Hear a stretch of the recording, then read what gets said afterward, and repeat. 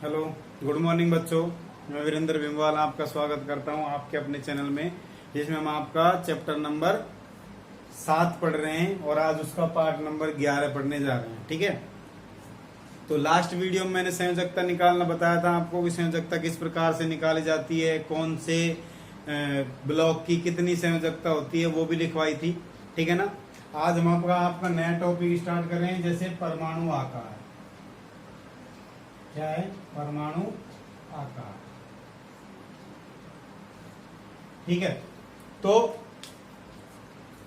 परमाणु आकार और परमाणु त्रिज्या दोनों की डेफिनेशन सेम सी होती है। परमाणु आकार और परमाणु त्रिज्या में, परमाणु त्रिज्या तो मैं तुमको पहले पढ़ा चुका हूं। परमाणु आकार और परमाणु त्रिज्या की मतलब सेम एक तरह से डेफिनेशन होती है। परमाणु त्रिज्या की मैंने क्या बताई थी कि किसी परमाणु के नाभिक से उसके बाह्यतम कोश के बीच की दूरी क्या कहलाती थी? परमाणु त्रिज्या। ये कोई परमाणु है, इसके ये 2-3 कोश हैं, ये इसका नाभिक है, नाभिक से इसके बाह्यतम कोश ये है, इसके बीच की जो दूरी है इसको क्या बोला था मैंने? परमाणु त्रिज्या बोला था। अब यदि मैं बात करूं परमाणु आकार की, तो परमाणु आकार की भी सेम डेफिनेशन होती है, बस थोड़ा सा फर्क ये होता है किसी परमाणु के नाभिक से उसके बाह्यतम कोश के बीच की दूरी का माप, उसमें दूरी बोलते थे, इसमें दूरी का माप बोलते हैं। बस क्या कहलाती है? परमाणु आकार कहलाता है। समझ में आई बात? मतलब किसी परमाणु के नाभिक से उसके बाह्यतम कोश के बीच की दूरी का माप क्या कहलाता है? परमाणु आकार कहलाता है। क्लियर आई बात? अब देखो, त्रिज्या जो होती है परमाणु त्रिज्या, वो 2 प्रकार की होती है यहाँ पे। ठीक है, मैं परमाणु त्रिज्या के प्रकारों की बात कर रहा हूं। पहली जो त्रिज्या होती है उसको हम बोलते हैं सहसंयोजक त्रिज्या,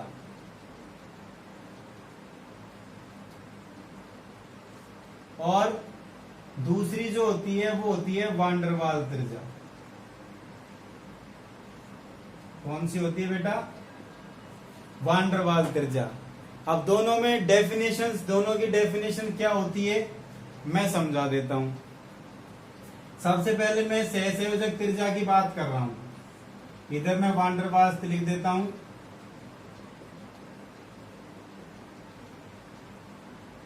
ठीक है, देखो सहसंयोजक त्रिज्या की परिभाषा क्या होगी कि 2 समान परमाणु, दोनों परमाणु क्या होंगे? समान। 2 समान परमाणु आपस में रासायनिक बंध से जुड़े हुए हैं। ठीक है, 2 परमाणु हैं, सेम है, और दोनों आपस में एक दूसरे से जुड़े हुए हैं रासायनिक बंध के या सहसंयोजक बंध के द्वारा आपस में जुड़े हुए हैं। अब उनके नाभिकों के बीच की दूरी का आधा, 2 समान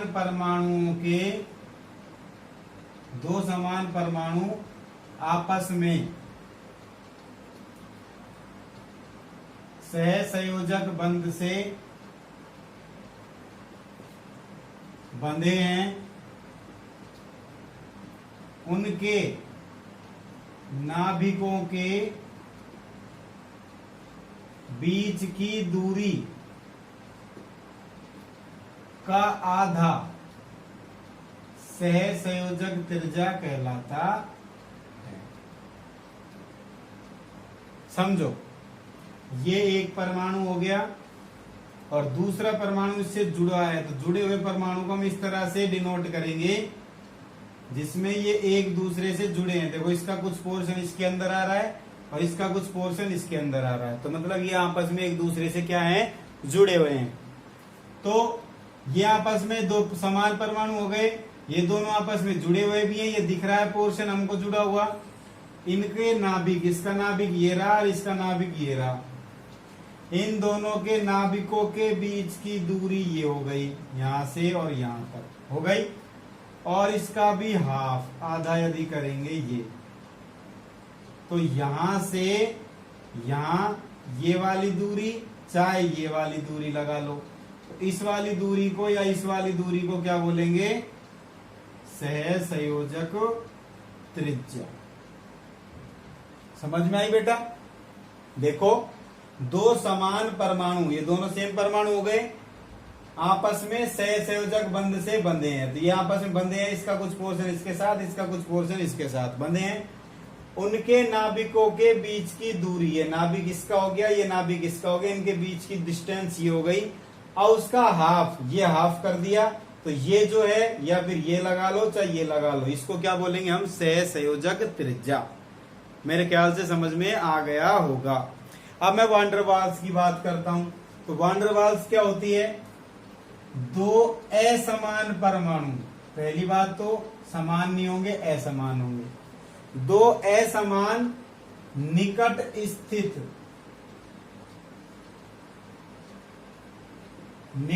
स्थित अनाबंधित, तीन बात ध्यान रखनी है। पहली बात तो असमान परमाणु है, दूसरी बात निकट रखे हैं, जुड़े हुए नहीं हैं, और तीसरी अनाबंधित है, लिख रखी है कि बंधित नहीं है एक दूसरे से, केवल निकट रखे हैं और असमान परमाणु है। तो दो असमान निकट स्थित अनाबंधित परमाणुओं के बीच की, दो अनाबंधित परमाणुओं के नाभिकों के बीच की दूरी का आधा वांडर वाल त्रिज्या कहलाती है। अब देखो, एक ये हो गया, ठीक है, और दूसरा ये हो गया।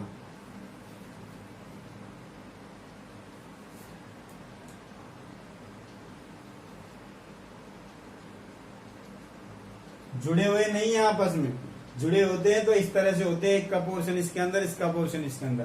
तो दो असमान परमाणु हो गए और दोनों एक दूसरे के निकट स्थित हैं और अनाबंधित है, बंधे हुए नहीं है। अब इनके नाभिक, इसका नाभिक ये रहा, इसका नाभिक ये रहा, तो इनके नाभिकों के बीच की दूरी ये हो गई और इसका आधा ये हो गया। तो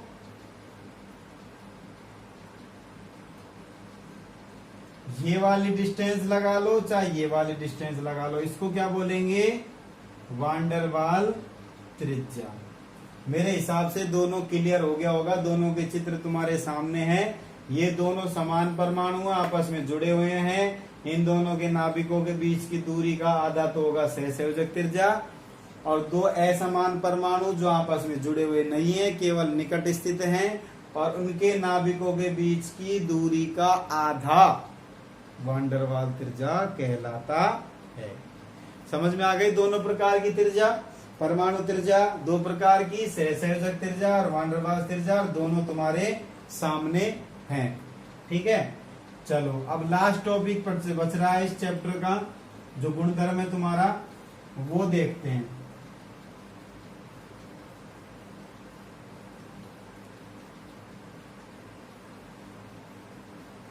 देखो बेटा, लास्ट टॉपिक है तुम्हारा धात्विक व अधात्विक गुण।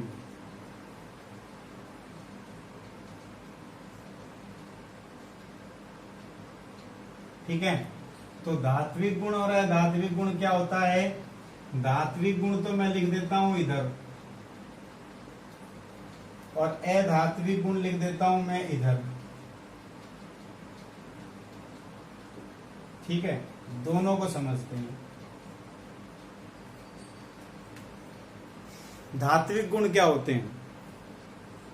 तो धात्विक गुण का मतलब हो गया कि किसी परमाणु के द्वारा, समझ रहे हो, किसी परमाणु के द्वारा इलेक्ट्रॉन त्यागने की प्रवृत्ति, समझ रहे हो, इलेक्ट्रॉन त्यागने की जो प्रवृत्ति होती है उसे बोलते हैं धात्विक गुण। ठीक है, एक बार और देख लेता हूं।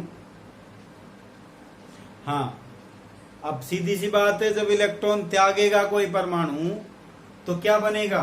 धनायन बनेगा, और धनायन बनाने का जो काम होता है उसे क्या बोलते हैं? धात्विक गुण बोला जाता है। तो दोबारा समझ लो, किसी परमाणु द्वारा इलेक्ट्रॉन त्याग कर धनायन बनाने की प्रवृत्ति धात्विक गुण कहलाती है। मतलब क्या है, धात्विक गुण हमको बनाने हैं तो भाई इलेक्ट्रॉन जल्दी से जल्दी क्या करना पड़ेगा, त्यागना पड़ेगा। और जितनी जल्दी इलेक्ट्रॉन त्यागेंगे उतना ही जल्दी धात्विक गुण बढ़ेगा। जितना जो इलेक्ट्रॉन त्यागेगा उतना ही उसका धात्विक गुण बढ़ेगा। तो हम बात करते हैं आवर्त और वर्ग की। ये तो हो गई आवर्त और ये हो गया वर्ग। अब बेटा आवर्त में क्या होते हैं, कोष की संख्या रहती है कम और नाभिकीय जो आवेश होता है वो होता है बेटा ज्यादा। जबकि वर्ग में कोष की संख्या ज्यादा होती है और नाभिकीय आवेश का मान क्या होता है बेटा, कम होता है। अब यहाँ एक एग्जाम्पल के थ्रू मैं कोशिश करता हूं समझाने की। ये x 2, ये y 1 2 और 3, ठीक है। अब इसमें इलेक्ट्रॉन यहाँ, इसमें इलेक्ट्रॉन यहाँ, और हमको क्या करना है, इलेक्ट्रॉन बाहर निकालना है भाई। जितनी जल्दी बाहर निकालेंगे मतलब त्यागेंगे उतनी जल्दी धनायन बनेगा, और धनायन बनेगा तो धात्विक गुण का मान बढ़ेगा, इंक्रीज होगा, ठीक है। तो बच्चों ये बात बताओ कि ये वाली कंडीशन है एक और एक ये वाली कंडीशन है, तो कौन सी कंडीशन में हम इलेक्ट्रॉन आसानी से बाहर निकाल देंगे। तो सीधी सी बात है, y जो कंडीशन है वो एक ऐसी कंडीशन है जिसमें हम इलेक्ट्रॉन आसानी से बाहर निकाल सकते हैं। क्यों?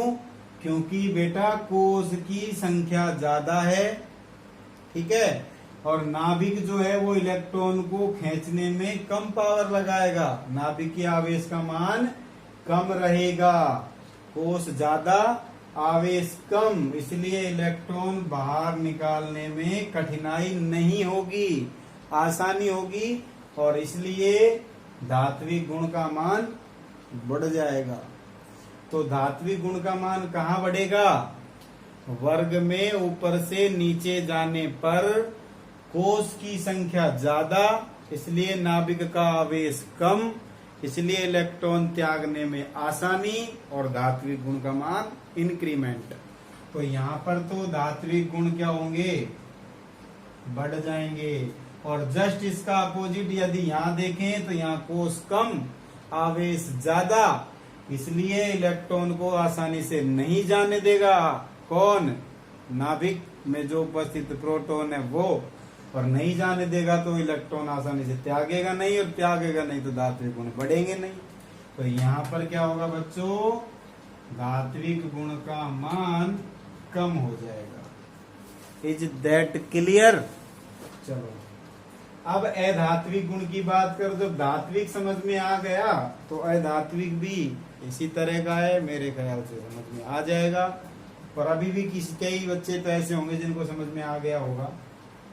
देखो, इसमें इलेक्ट्रॉन त्याग कर धनायन बनाने की प्रवृत्ति, और इसमें इलेक्ट्रॉन ग्रहण करके ऋणायन बनाने की प्रवृत्ति क्या कहलाती है, अधात्विक गुण। अब बच्चों सीधी सी बात है, जहां कोष की संख्या कम होगी, आवेश का मान ज्यादा होगा, वहां पर नाभिक जल्दी से इलेक्ट्रॉन को खींच लेगा, मतलब ग्रहण कर लेगा। कब करेगा? जब कोष कम रहेंगे, आवेश ज्यादा रहेगा तो जल्दी से खींचेगा, कोष ज्यादा रहेंगे, आवेश कम रहेगा तो खींचने में टाइम लगाएगा। इसलिए आवर्त में बाएं से दाएं जाने पर कोष की संख्या कम, आवेश ज्यादा, इसलिए इलेक्ट्रॉन ग्रहण करने में आसानी, और धात्विक गुण का मान बढ़ जाएगा। और जबकि वर्ग में टॉप से बॉटम जाने पर कोष ज्यादा, आवेश कम, इसलिए इलेक्ट्रॉन को ग्रहण करने में कठिनाई, और इलेक्ट्रॉन को ग्रहण कठिनाई करने का मतलब अधात्विक गुण का मान कम होना। तो अधात्विक गुण क्या होंगे बेटा, यहाँ पर घट जाएंगे। अब मेरे ख्याल से दोनों समझ में आ गए होंगे। तो धात्विक और अधात्विक गुण पढ़ने के साथ ही आपका ये बुलेटिन समाप्त हुआ। कहने का मतलब हमारा चैप्टर नंबर 7 है वो फिनिश हो गया। इसके क्वेश्चन आंसर आप कर लेना, ठीक है ना।